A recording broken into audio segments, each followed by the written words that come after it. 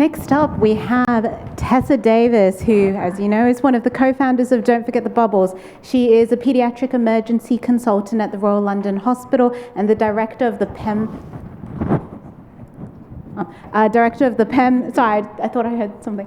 She is director of the PEM MSc at Queen Mary University, London.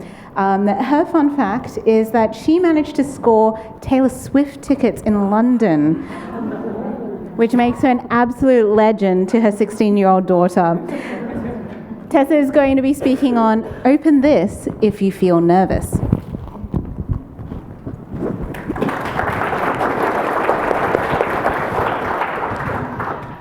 So I'm getting ready to come to DFTB 23 to come here in Adelaide, and I live in London in the UK, and so I'm packing my suitcases, and my 12-year-old daughter comes to me and she hands me this envelope, and she says, "Mum, this is for you, but don't open it unless you need to." And this is what it says: "Open it if you feel nervous." And she's very sweet, she's 12, she's a very lovely, thoughtful, sensitive 12-year-old. This is Orla, me and Orla. But as any of you who've parented 12-year-olds know, Rocky, do you want to put my thing on? This is the envelope. Open this if you feel nervous. She's very sweet. This is her, this is me.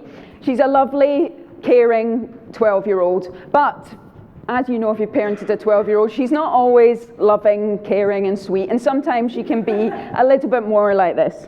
Now, this is actually her acting, but it does look scarily like the real thing. So I've been thinking about the envelope, and I'm thinking, when will I open it, and how will I know when it's time to open this envelope? And also, what is it that I'm hoping to find in there? What is it that I need at that time when I'm nervous? Because we all have times when we're nervous, when we're worried, where we're anxious, where we're stressed. It happens throughout our careers in our clinical and our non-clinical times. And the thing is, I love my job. This is where I work at the Royal London Hospital. This is the entrance to our emergency department. And when I see this photo, I feel joy. I love it. I love the trauma. It's a trauma centre. I love the medicine that we get. I love the patients. We're in East London. We get a range, a mix of patients of different ethnic backgrounds and different types of presentations. I really love it. But the thing is, I'm about to take a year out of clinical medicine. And in fact, I've just got one more shift to do when I go back after DFTB 23. So, and people have been asking me, why I'm taking the time out, am I going to go back? And the thing is, I've been working in pediatrics for 20 years, and I'm hoping to have another 20, 25 years working in pediatrics. But we have to make our careers sustainable. So how do we do that? And the thing is, things do happen during our time that cause us stress. We've heard from Beck about complaints, which we'll all go through. We've heard from Erin about M&Ms, which are stressful, and we've all been at a time when we've been in an M&M and it's been a case that we've been involved with, and we feel like we're under assault, even though it's supposed to be no blame. And M&Ms don't all run as they should. And it's really challenging, and sometimes we actually need to know when to take a pause. And so I've thought a lot about what I love about my job. I've spent a lot of time thinking, when it comes to going back to work, to coming to the end of my year, what is it that I'm going to be looking forward to when I go back? And the truth is, and I want you to think the same as well, because we all need to think about what it is we love, what it is that we're going to need when it's time, and how we'll know that it's time to open this envelope and what it is that we want inside it. And the thing is, what is going to make me go back to work? In fact, it isn't the trauma. It isn't the fact that I work in a really cool major trauma centre. What's going to make me go back to work isn't that we have a helipad on the roof and the helicopter brings in patients and they come down from Hems with people in their cool orange jumpsuits. It's not that. And what makes me want to go back to work isn't even the satisfaction of getting to be a trauma team leader at the Royal London Hospital, which I love. and being able to lead a team of what I can only describe as absolutely outstanding experts, and I have the privilege to lead that team in trauma situations. It's not that, I won't be looking forward to going back to work, even because of the great joy of being able to pull random objects out of children's noses and ears. Or the ultimate satisfaction of reducing a pulled elbow, which is definitely the best thing you can ever do clinically. It's not actually any of these things that I'm going to be looking forward to when I go back to work. What's important to me, what brings me the most love for my job, it's the people that I work with, it's the feeling of belonging, it's the feeling of being valued by my colleagues, and it's the team. That's the reason I'm going to want to go back to work. And I thought about this a lot recently in my role as training program director. So training in the UK, it's a bit different from here. So you get a training number at the start of your training, and then you're in your training program, okay? And you run through. They give you your PEDS rotations as you go along. And the training program directors, we look after the trainees. And my role was specifically around retention. So it was the London area. So any London paediatric trainees who were leaving training, they got offered a chance to have a chat with me. Okay, it wasn't a formal exit interview, and I wasn't trying to change their decision. Their decision was already made, but it was really a listening exercise. It was basically for me to hear what they had to say about their training, and to hear about their experience of training and their experience of leaving training. And what we found was that they all had different reasons for leaving training. So I spoke to about 20 trainees during the 18 months I was there who were leaving paediatric training. They all had different reasons, some health, some personal, some had changed specialty, some had a very niche PED subspecialty interest that couldn't be accommodated in the training program. But they all said the same thing, which is that when it came to leave training and they had to tell people, they felt like they were getting into trouble, like they'd done something wrong, like they were being told off and they were at school. But of course, they were 30-something professionals with families who had spent a long time thinking about this career decision and the decision to leave paediatrics.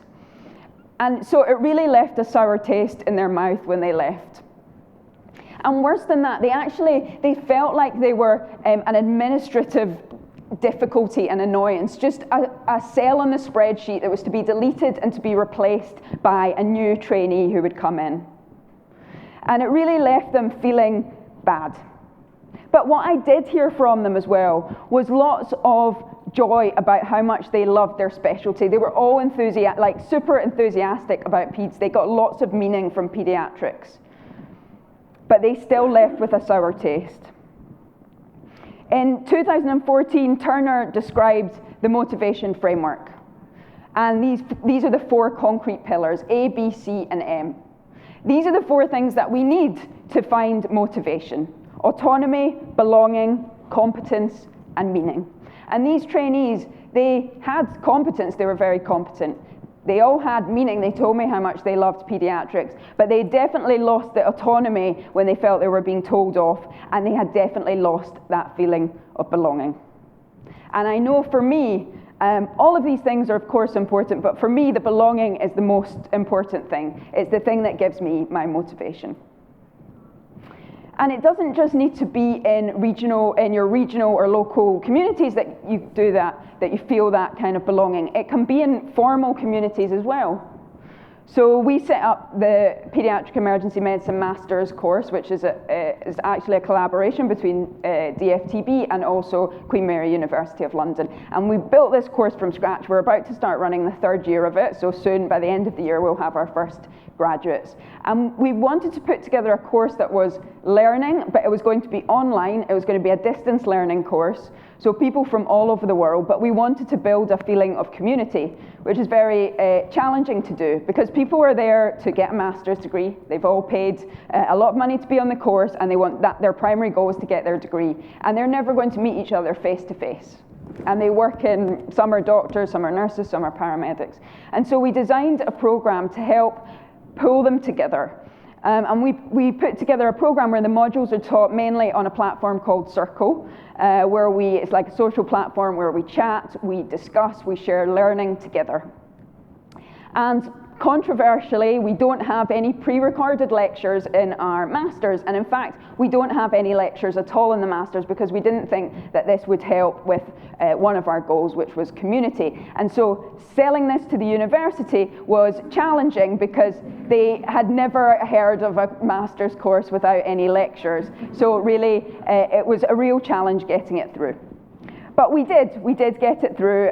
This is our MSc that we're running. And when we got it through, we worked hard to then build that community. And we did that through a range of things. So we were very present on Circle. We were there to chat to them. We were chatting to them in the DMs. We would message them with support as they started posting. And after a couple of months, we heard that they'd put together their own WhatsApp group as well, which was a good representation that they kind of started to connect together.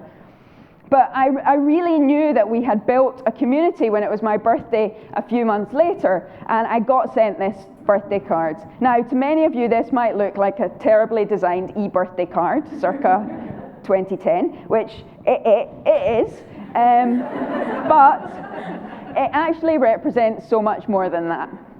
Because the group of students who didn't know each other, who had never met, they got together, they had somehow found out it was my birthday, not entirely clear how that happened, and they got together, they put all their photos together on this card, and they shared it with me and us on Circle.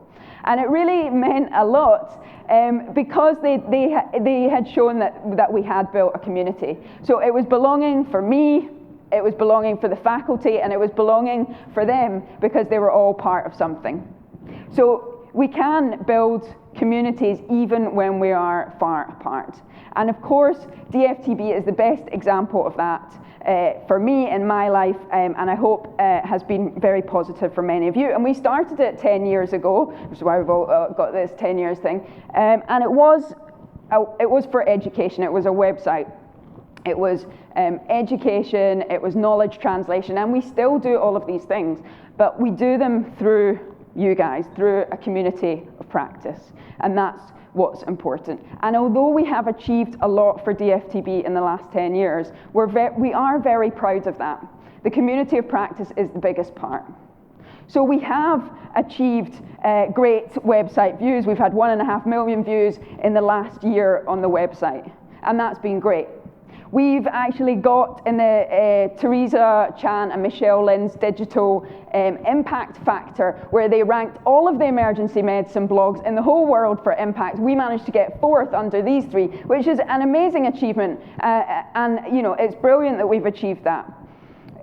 For our skin deep images, we managed to get our scarlet fever images used nationally in the UK at the time when there was an outbreak of scarlet fever. The BBC used the images. We were the only people who had images of scarlet fever on non-white skin. And through Becky's great persistence through the layers of bureaucracy with the NHS website, we actually managed to get the NHS website to use them as well. So these are great achievements. They're not the reason why I love DFTB the most, but they are great achievements.